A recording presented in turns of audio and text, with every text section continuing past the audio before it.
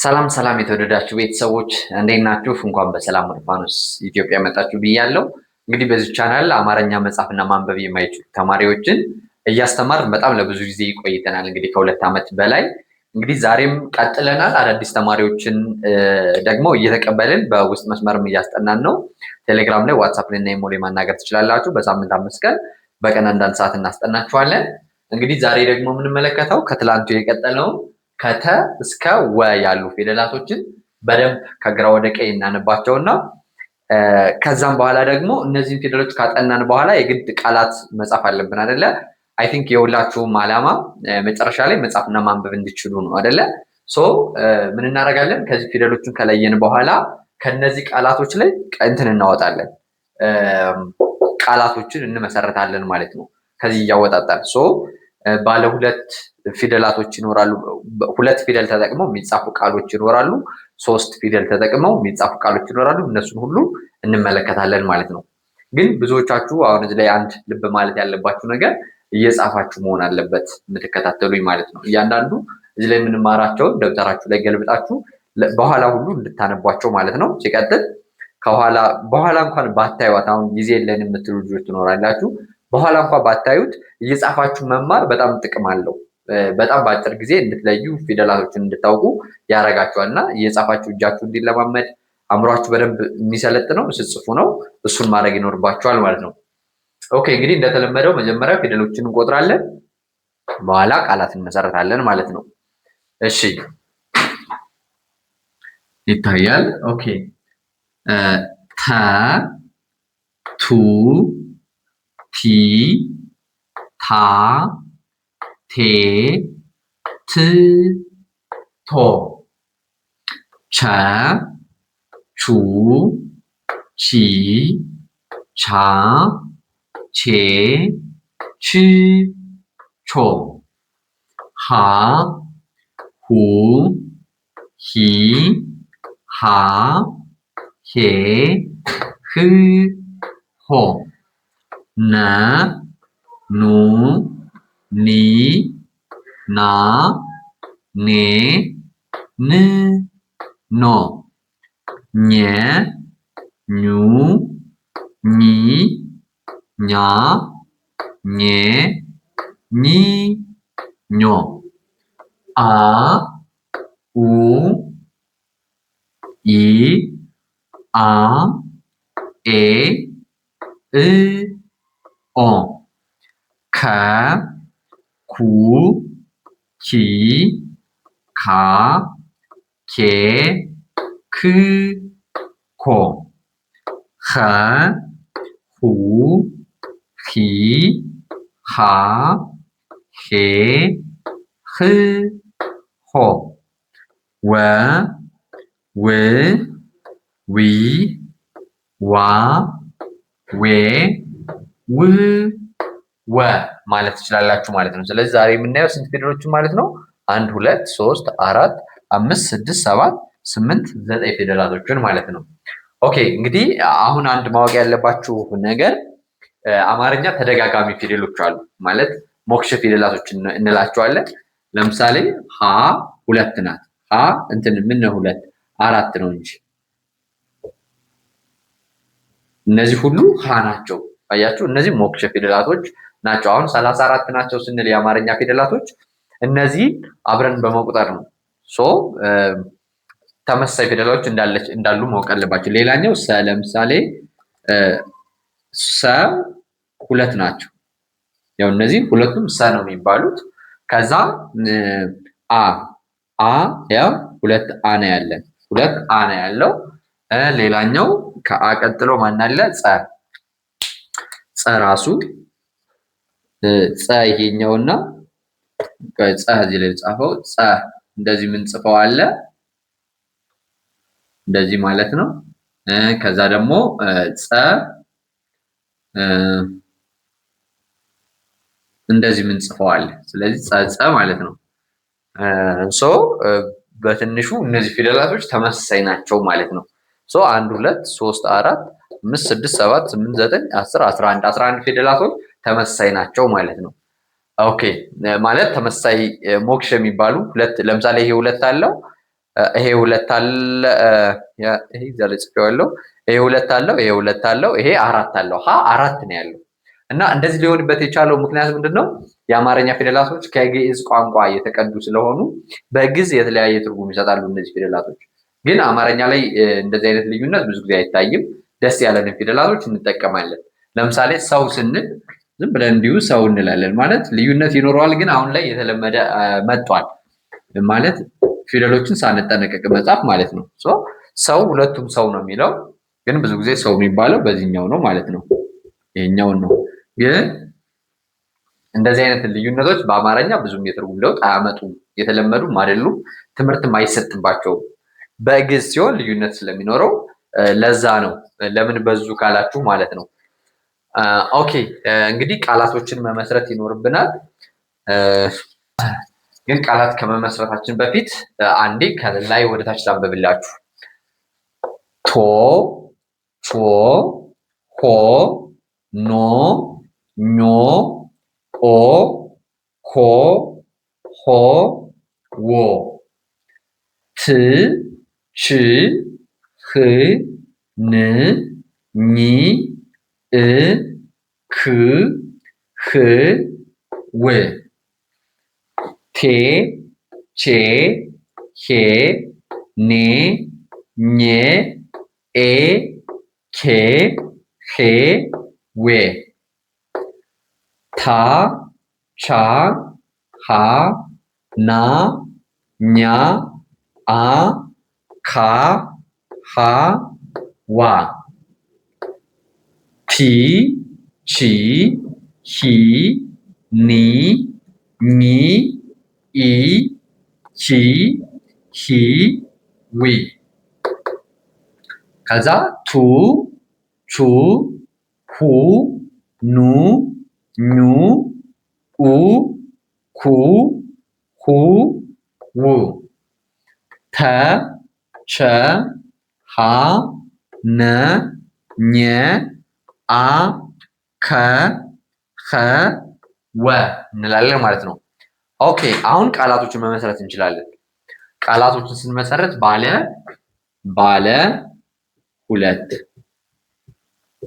ሆሄ፣ ባለ ሁለት ሆሄ ቃሎችን ማለት ነው። እዚህ ጋር ሆሄ ስል ባለ ሁለት ሆሄ ቃላቶችን እንመሰርታለን ማለት ነው። ኦኬ እንግዲህ እዚህ ላይ ለምሳሌ ቱንና ታን በማድረግ ለምሳሌ ቱታ ብለን መጻፍ እንችላለን። ቱታ ከዛ ታ ካለን እሺ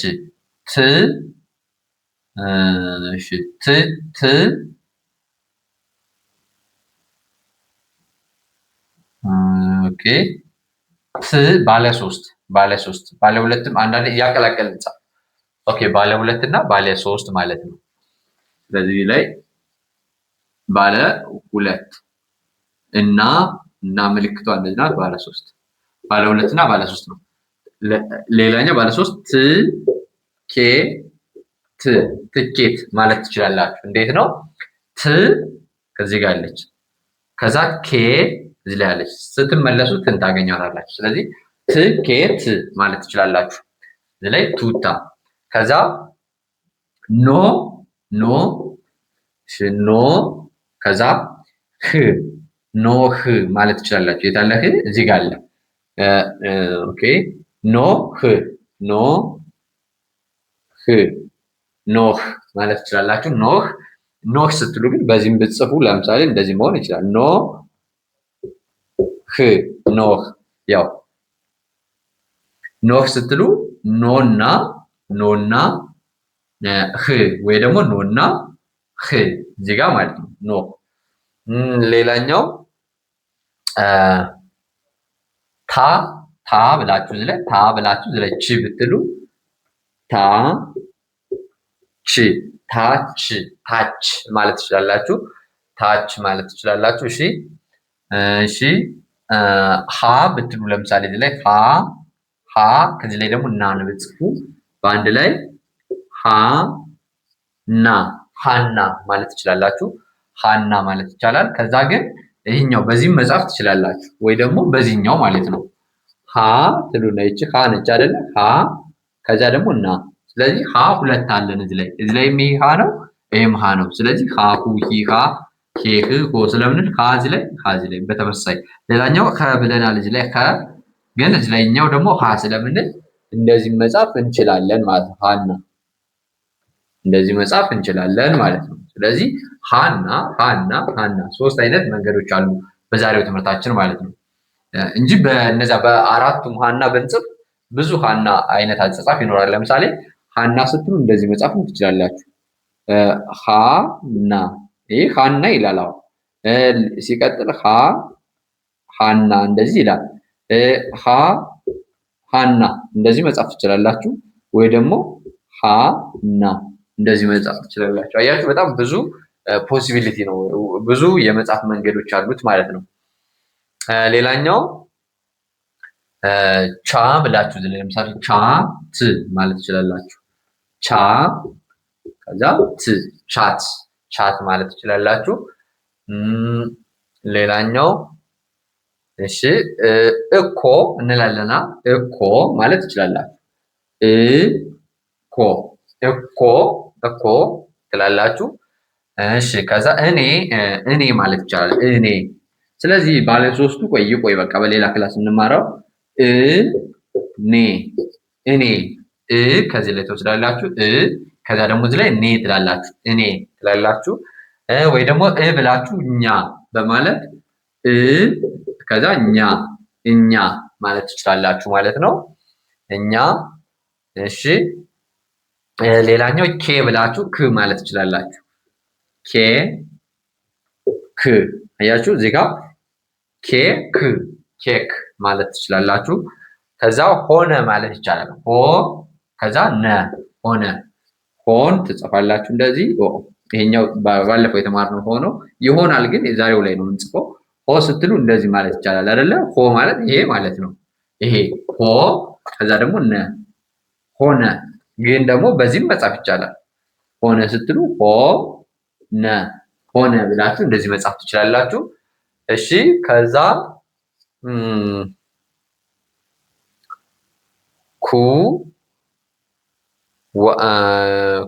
ዋ ብላችሁ እዚህ ላይ ዋ ብላችሁ እዚህ ላይ ና በማለት ምን ማለት ይቻላል? ና ዋና ማለት ትችላላችሁ። ዋና የሚለው ቃል ግን ሁለት ትርጉም አለው። ዋና እና ዋና ውሃ ውስጥ መዋኘት ዋና ይባላል። የአንድ ነገር በጣም መሰረታዊ አስፈላጊ የሆነ ነገር ደግሞ ዋና ይባላል። ለምሳሌ በዚህ ቦርድ ለመጻፍ ጥቁር ማርከር ዋና ነገር ነው። በጣም አሪፍ ነው ማለት ነው። አሁን ነጭ ቦርድ ላይ ነጭ እስክሪብቶ ብጠቀም አይጽፍም። ጥቁር ሲሆን ግን ዋና ነው ማለት ነው። አሪፍ ነው ለማለት ነው። ኦኬ ሌላኛው ዋና ብለናል። እሺ ሌላ መመስረት እንችላለን። እስኪ ተኛ ማለት ይቻላል። ተንና እዚህ ላይ እኛ እዚህ ላይ ጻፋት ተኛ ብለን መጻፍ እንችላለን ማለት ነው። እና ብዙ መመስረት ይቻላል። አሁን እንትን እንዳይልብን ማለት ነው። ትንሽ ማየትም እንችላለን። ለምሳሌ እሺ ኩ ብዬ እዚህ ጋር ታ ማለት እችላለሁ። ኩታ ማለት እችላለሁ። እንግዲህ ከዚህ ባለፈ ደግሞ ኮሜንት ላይ እናንተ ጻፉልኝ። እናንተ ደግሞ ከዚህ በላይ እኔ ከዚህ ከጻፍኩት ውጭ ሌላ ከዚህ ውስጥ አውጥታችሁ መጻፍ የምትችሉትን ኮሜንት ላይ ታስታውቁኛላችሁ። በዛም ደግሞ እንደተረዳችሁ ማወቅ እችላለሁ። እናንተ በዛው ኮንፊደንስ ይሰማችኋል፣ ስኪላችሁን ታዳብራላችሁ ማለት ነው። ስለዚህ ኮሜንት ላይ ጻፉልኝ እናንተ ከዚህ ላይ ሌላ የምታወጧቸውን። እኔ ደግሞ እንግዲህ በቀጣይ ደግሞ ባለሶስት ይዤላቸው እመጣለሁ። ከነዚህ ፊደላቶች ላይ ባለሶስት ሆሄ ቃላቶችን እመሰረትላችኋለሁ ማለት ነው። ማለትም ለምሳሌ እሺ ለምሳሌ እሺ ካ ላለው ለምሳሌ እዚህ ላይ ካ ከዛ ህ ከዛ ን ስልላችሁ ምን ማለት እችላለሁ? ካህን ማለት ይቻላል። ካ ህ በዚህኛው ልጻፍ። ካ ህ ካህን ብዬ መጻፍ እችላለሁ። ስለዚህ እንደዚህ አይነት ቃሎችን ባለ 3 ፊደል ቃሎችን ደግሞ በቀጣይ ይዤላችሁ እመጣለሁ። እናንተ ግን ላይክ፣ ሰብስክራይብ እና ሼር ማድረጋችሁ እንዳትረሱ። ለምን በየቀኑ የምሰራችሁ ቪዲዮዎች እንዲደርሷችሁ ላይክ፣ ሰብስክራይብ እና ሼር ማድረግ ትችላላችሁ። ከዚህ ባለፈ ግን ተማሪዎች በውስጥ መስመር ቴሌግራም ላይ፣ ዋትሳፕ ላይ እና ኢሞ ላይ ይደውሉልኛል። በሳምንት 5 ቀን በቀን 1 ሰዓት አስተምራለሁ ማለት ነው። ስለዚህ ስልኬን እዚህ ላይ መውሰድ ትችላላችሁ። አሊያም ደግሞ ከዲስክሪፕሽን ላይ ከስር ቴሌግራም ላይ፣ ዋትሳፕ ላይ እና ኢሞ ላይ የሚያስገቧችሁ ሊንኮች አሉ። እነሱን ተጭናችሁ ስትገቡ ወደ እኔ ያመጣችኋል። እዚያ ላይ ድምፅም ሆነ ጽሁፍ ማስቀመጥ ትችላላችሁ። ዛሬውኑ አውርታችሁ በሳምንት 5 ቀን በቀን 1 ሰዓት ሰዓታችሁን ታመቻቻላችሁ። ትምህርታችሁን መጀመር ትችላላችሁ። በአጭር ቀን መጻፍ ማንበብና መረዳት ትችላላችሁ ማለት ነው። በተረፈ እስከዚህ ሰዓት አብራችሁ ስለቆያችሁ ከልብ አመሰግናችኋለሁ። ሰላማችሁ በያላችሁበት ይብዛልኝ። ሰላም፣ ፍቅር፣ ጤና ለሀገራችን። ይህ የእናንተው ምርጥ ፋኖስ ኢትዮጵያ ነው።